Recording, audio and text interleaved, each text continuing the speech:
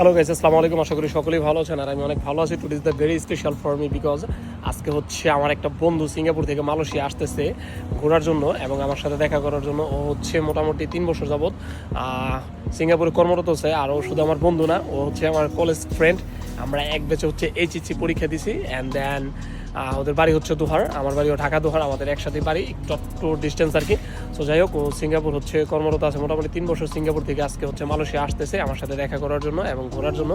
So okay নিয়ে হচ্ছে সম্পূর্ণ ব্লগ থাকবে আমার চ্যানেলে, যে সিঙ্গাপুর এবং মালয়েশিয়ার মধ্যে কী কী ডিস্টেন্স দেখতেছে অ্যান্ড দেন কোনটা কী কর্মক্ষেত্রে অ্যান্ড দেন রাস্তায় চলাফেরার ক্ষেত্রে এভরিথিং কোনটা কী। সো সব কিছু একটু জানার চেষ্টা করবো। সো এখন হচ্ছে টিভিএস আছে আর আমি আছি হচ্ছে ভিআইপি পিঠাগড়ে, কারণ ও যদি একা আসতো আমি হচ্ছে টিভিএস ওকে আনার জন্য বাইক নিয়ে চলে যেতাম।